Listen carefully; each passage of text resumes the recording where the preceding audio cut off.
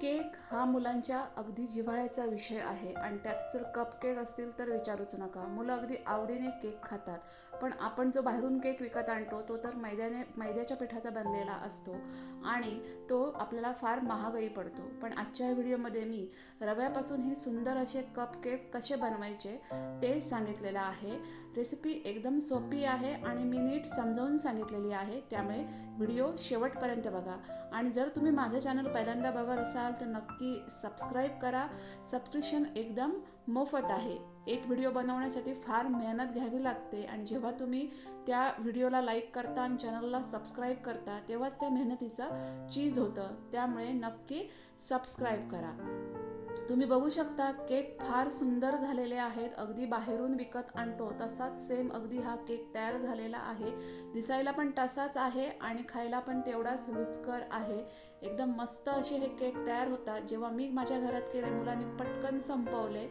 तुम्ही पण जेव्हा तुमच्या घरात कराल तेव्हा नक्कीच तुमची मुलं हे केक पटकन संपवतील आणि तुम्हाला परत करायला नक्की लावतील. इतके सुंदर असे हे केक तयार होतात. एकदम सॉफ्ट आणि तुम्ही बघू शकता एकदम असे मस्त आतून पण खूप छान फुललेले असं हे मस्त असे हे कपकेक तयार होतात. चला तर आता आपण याची रेसिपी पाहूया. तर याच्यासाठी बघा मी हे 1/4 कप तेल घेतलेलं आहे. हे नॉर्मल तेल आहे, कुठलंही वासाचं तेल वगैरे घ्यायचं नाही. आपलं जे नॉर्मल आपण कुकिंगसाठी वापरतो ते. आणि तेवढंच मी दही घेतलेलं आहे, म्हणजे 1/4 कप मी दही घेतलेलं आहे. आणि याच्यामध्ये मी 1 कप हे दूध घातलेलं आहे. दूध तापवून थंड केलेलं आहे आणि ते दूध मी इथं वापरलेलं आहे. 1 कप दूध घातल्यानंतर मग मी याच्यामध्ये 3/4 कप म्हणजे 1 कपला थोडंसं कमी ही पिठी साखर घातलेली आहे. मी ही पिठी साखर घरीच बनवलेली आहे, साखर मिक्सरला फिरवून. आणि नंतर मग मी हे मिश्रण एकत्र केलेलं आहे. तुमच्याकडे समजा 1 कप दूध नसेल तर निम्मे दूध आणि निम्मे पाणी असं पण तुम्ही वापरू शकता. आता याच्यामध्ये मी हा 1 कप रवा घातलेला आहे. हा 0 नंबरचा रवा किंवा चिरोटी रवा किंवा फाईन असा हा रवा आहे. तुम्ही बघू शकता एकदम बारीक असा हा रवा आहे. हा जर तुमच्याकडे नसेल तर तुमचा जो रेग्युलर शिरा करण्याचा रवा आहे तो तुम्ही मिक्सरला फिरवून इथं वापरू शकता. तो रवा घातल्यानंतर मी याच्यामध्ये हा रवा आहे तो छान असा मिक्स करून घेतलेला आहे. हे बघा या बॅटरमध्ये हा रवा छान मिक्स करून घ्यायचा.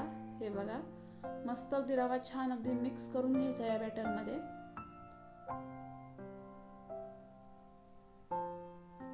रवा छान मिक्स करून झाल्यानंतर मी याला झाकून 15 मिनिटासाठी तसंच ठेवून दिलेलं आहे. 15 मिनिटानंतर बघू शकता रवा ह्या मिश्रणामध्ये छान मुरलेला आहे, कारण रवा मुरायला थोडा वेळ लागतो.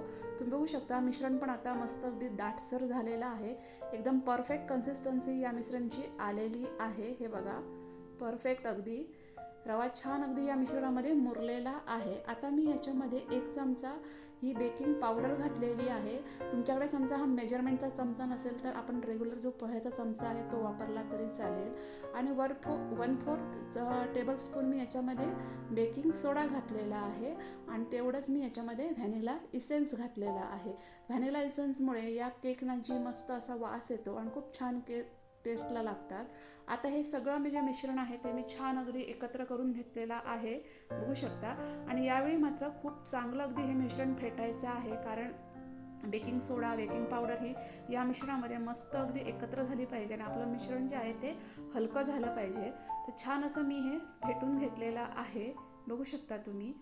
आता माझ्याकडे हे कपकेकचा हा जो माझ्याकडे ट्रे आहे तो 180 रुपीजला मला मिळालेला आहे. आणि याच्यामध्ये मी हे कपकेकसाठी वापरले जाणारे द्रोण आहेत किंवा कागद आहेत तर ते मी इथं वापरलेले आहेत.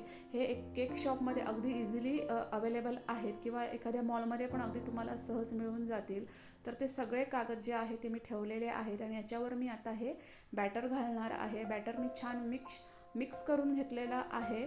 आणि नंतर मग मी ह्या केकच्या ह्या कागदांवरती हे बॅटर घातलेलं आहे, बघू शकता तुम्ही.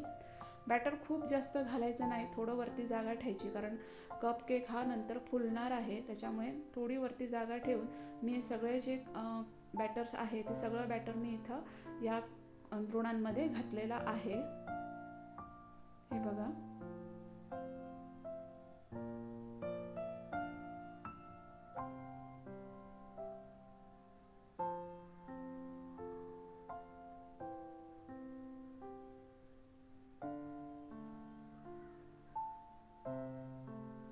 सगळे जे आहेत ते द्रोण भरलेले आहे, तुम्ही बघू शकता. आणि आता मी हे ओव्हनमध्ये बेक करून घेणार आहे 180°C टेम्परेचरला आणि 20 मिनिटांसाठी कन्व्हेन्शन मोडवर. पण ह्याच्या आधी ओव्हन हा प्रीहीट करून घ्यायचा.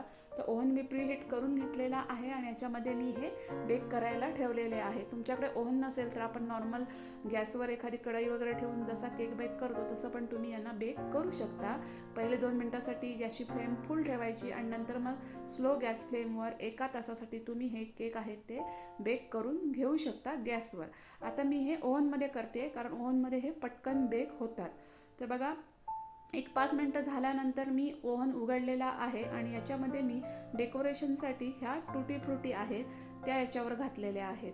ह्या टुटी फ्रुटी समजा मी अगोदरच घातल्या असत्या तर त्या खाली बसून गेल्या असत्या. केक फुलताना वरती येतो त्यामुळे वरच्या टुटी फ्रुटी या खाली बसून जातात, म्हणून मी त्या थोड्या अर्ध्या बेक करून घेतले आणि त्याच्यानंतर मग मी डेकोरेशनसाठी या टुटी फ्रुटी आहेत त्या वरती घातलेल्या आहेत. हे बघा,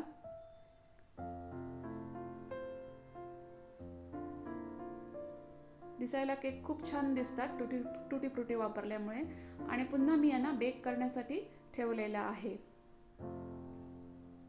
तर आता बघा 20 मिनटं होत आलेली आहेत. केक आपले छान अगदी बेक झालेले आहेत, तुम्ही बघू शकता. मस्त अगदी आपले केक छान अगदी परफेक्ट बेक झालेले आहे. 180°C टेम्परेचर ठेवायचं 20 मिनटं आणि कन्व्हेन्शन मोडवर. तर तुम्ही बघू शकता सुंदर असे आपले केक आता हे बेक झालेले आहेत. अगदी बाहेरून विकत आणतो तसे सेम अगदी केक इथं दिसत आहेत, बघू शकता तुम्ही. परफेक्ट एकदम सुंदर असा केक तयार झालेला आहे. जेव्हा मी माझ्या मुलांना दिलं तेव्हा त्यांना पटलंच नाही की मी हे घरी केलेले आहेत. ते म्हणाले तुम्ही नाही मम्मी हे घरी नाही केलेले आहेत, हे बाहेरून विकत आणलेले आहेत. तर इतके सुंदर असे हे केक होतात. बघा, दिसायला पण किती छान. आपण थोडं बॅटर कमी भरलेलं त्याच्यामुळे केक फुलल्यानंतर परफेक्ट त्या कागदाच्या लेवलला तो आलेला आहे. तर बघू शकता तुम्ही फार सुरेख आणि सुंदर असे आणि हेल्दी असे हे कपकेक आपले तयार झालेले आहेत. त्याच्यामध्ये दूध आहे, साखर आहे, दही आहे आणि मेन म्हणजे रवा आहे. त्यामुळे मुलांसाठी अगदी हे पौष्टिक असे हे केक आहेत. तर नक्की तुमच्या मुलांना हे केक तुम्ही करून घाला, त्यांना नक्कीच आवडतील आणि तुम्हाला ते पुन्हा करायला लावतील. तर तुम्ही नक्की रेसिपी ट्राय करा आणि कशी झाली ती मला मात्र कमेंट्समध्ये नक्की सांगा. आणि जर माझा हा व्हिडिओ आवडला असेल तर त्याला लाईक करा, शेअर करा, माझ्या चॅनलला सबस्क्राईब करा आणि अशाच एका छानशा रेसिपीसह आपण भेटू नेक्स्ट व्हिडिओमध्ये. तोपर्यंत बाय.